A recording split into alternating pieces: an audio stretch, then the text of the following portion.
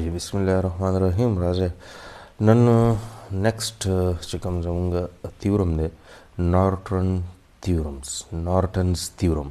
دا ډسکس کو تیون او نارټن کې دونه خاص فرق نشته خو بیا هم لږ خیال وکوي صرف دا چې د ولټیج سورس او د کرنٹ سورس د لګون ته کې په دې کې به لږ چینجز راځي دې کې به خیال کوي نارټنز چې کوم تیورم دی هغه سرکټ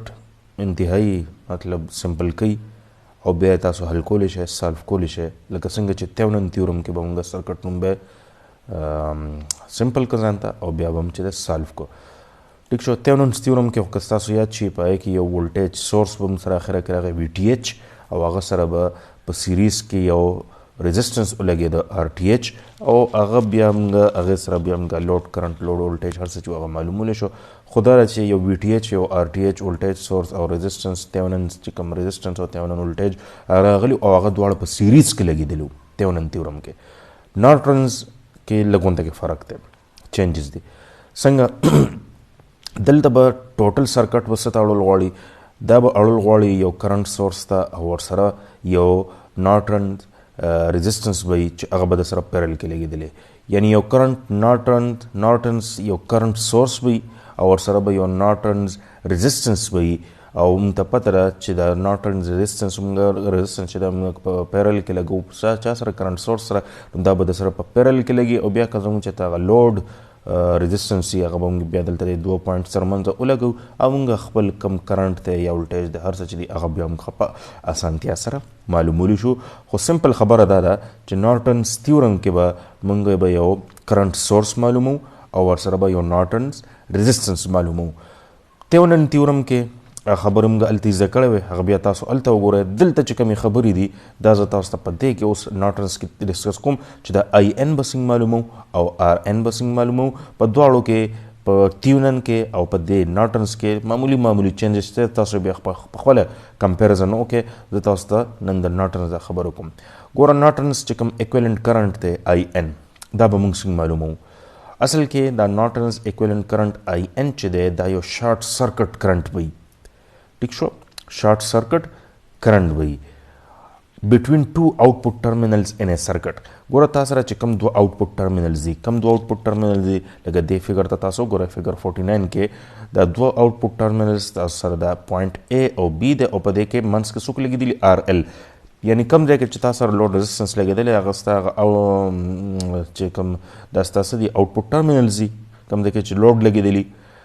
نو نارټنز کرنٹ چې ته معلومې نو دا اصل کې تاسو سره شارټ سرکټ کرنٹ دی بټوین دی آوټپوټ ټرمینلز څه چل به وکړې ته به دې ځای نه دا لوډ لرکې او دا پوینټ A او B به څه کې شارټ به کې لکه چې څنګه دی B نمبر فګر کې تاسو ته ښولی دي پوینټ A B به شارټ کې نو دلته چې اوس کم کرنٹ آی ان تیریږي کم کرنٹ تیریږي هغه به آی ان او دا څه شی دی دا ستاسو هغه نارټنز کرنٹ دی که ستاسو یاد شي تیونن تیورم کې به موږ څه معلومول هلته به موږ اوپن سرکټ ولټیج معلومو دلته به موږ آر ایل د دې ځای نه لر که ټیک شو دا ځای به اوپن کو او بیا به دلته موږ ولټیج معلومو چې هغه به زموږ څه وي ټي ایچ کرنٹ دپاره به موږ څه کوو موږ به دا ځای شارټ کوو په نارټنز تیورم کې هغه د تیونن تیورم خبره وه په نارټنز کې به څه کوو چې آی ان معلومو موږ به دا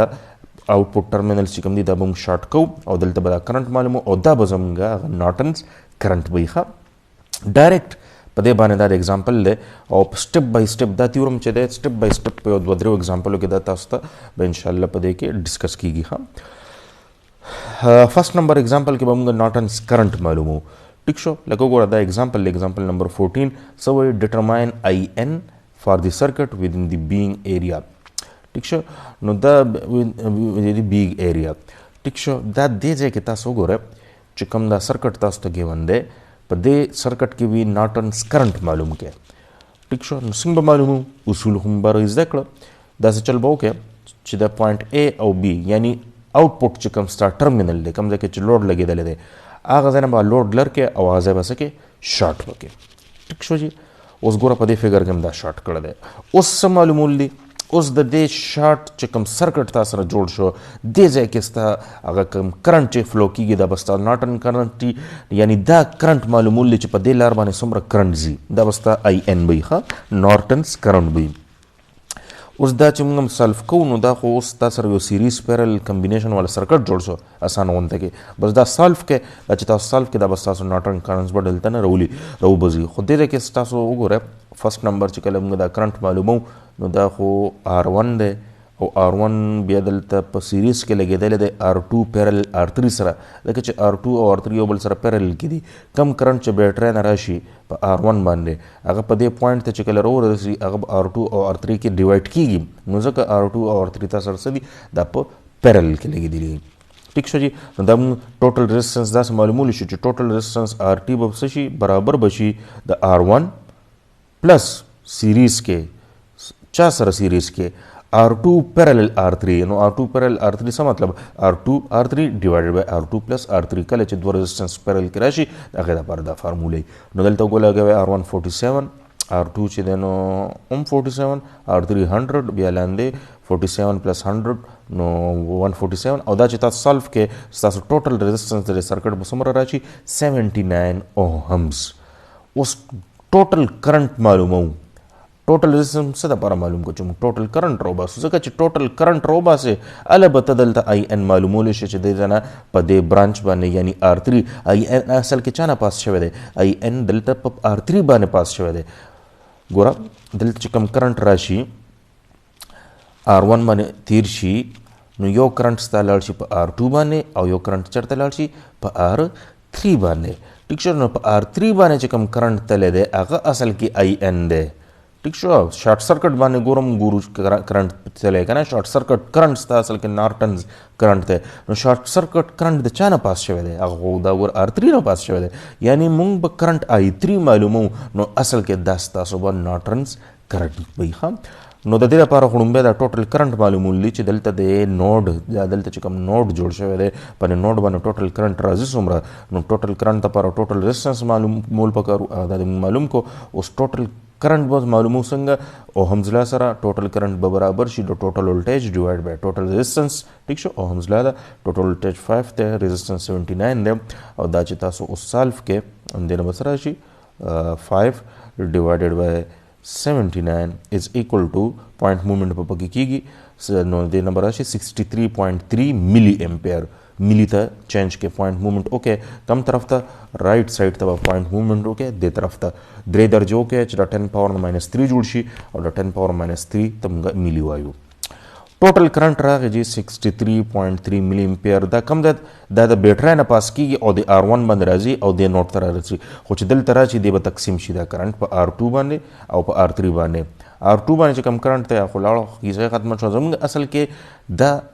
R3 والا کرنٹ په دې پکار دی ځکه چې هغه IN چې زما کوم پاس کېږي هغه خو د R3 نه پاس کېږي نو زما I3 اصل کې زما IN دی نو ځکه دې ته لیکلي دي IN او دا برابر د I3 دی نو دا د کرنٹ ډیوایډر فارموله سره ښه په اسانه معلومولی شم څنګه چې زه د I3 والا کرنٹ معلوموم نو زه به داسې کوم چې زه به د اپوزټ ريزسټنس R2 رالم وګوره R2 او ډیوایډډ بای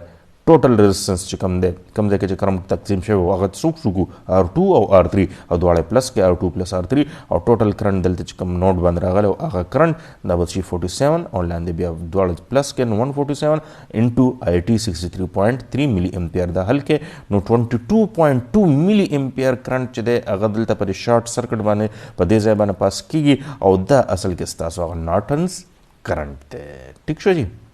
وګوره ورته ښه دا ستاسو نارټنز کرنٹ دی ښه نارټنز کرنٹ کیسه خو شوه اوس نارټنز اکویلنټ ريزسټنس دی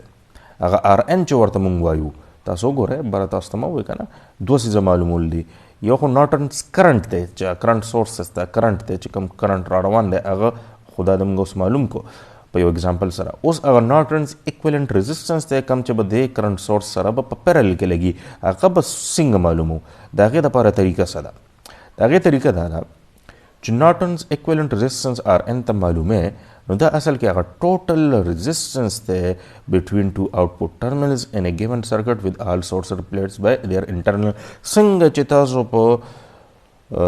د نه مخکې چې کوم تیونن تیورم په هغې کې چې څنګه تاسو هغه RT معلوم کړو تیونن ريزسټنس ټیک شو RTH به ورته موږ وایو تیونن ريزسټنس اکه طریقې سره دلته چې دی نارټنز اکویلنټ ريزسټنس هم تاسو معلوموي ښه په کومه طریقه چې تاسو تیونن ريزिस्टेंस والته معلومه او RTH هم په اکه طریقې سره دلته به تاسو RN یعنی نارټنز ريزिस्टेंस معلومه وي. طریقه دا و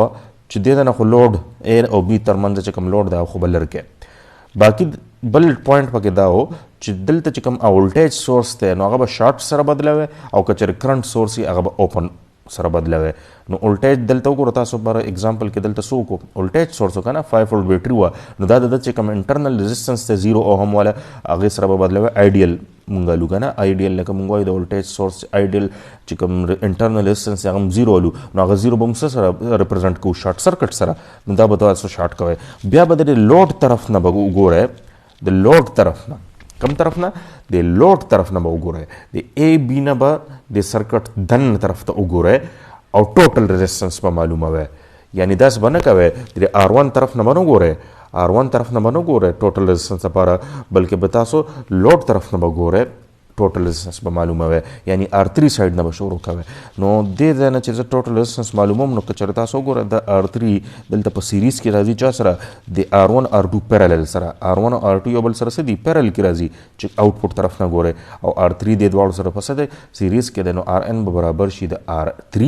پلس R1 پیرالل R2 اصل کې R1 او R2 ویلیو سیم دي نو څه چلو کوي یو R1 یو ویلیو راولې او په دواړو لکه دوه ريزिस्टेंस نو په 2 به ډیوایډ کړه دا الکیږي چې کله دواړه صحیح سیمي او که سیم نه بیا خو سمپل فارموله ده چې R1 R2 پیرالل بیا به تاسو وایي چې R1 R2 او ډیوایډډ بای R1 پلس R2 او چې دواړه سیم دي نو که دوه دي درې دي څلور دي پنځه دي شپږ دي هر څو چې دي په هغه کې یو ريزिस्टेंस رااله چې کله سیمي او چې څومره ريزिस्टेंस دي هغه باندې ډیوایډ کوي نو دلته ګورم ما یو ريزिस्टेंस R1 راو 47 او دوه ريزिस्टेंस په 2 می ډیوایډ کو نو 100 پلس 47 ډیوایډ بای 2 نو راځي 124 دا تاسو هغه نارټن ایکویلنٹ ريزिस्टेंس هم معلوم شو ګوره ٹھیک شو. نو ټوټل اوورال ډایګرام بستا دا شي نارټن کرنٹ ستا 20.2 ملي امپیر شو او د سره نارټن ريزिस्टेंस څومره راغی 124 اوهمز. اوس کچره د A او B ترمنځ توس هغه لوډ ولګي واپس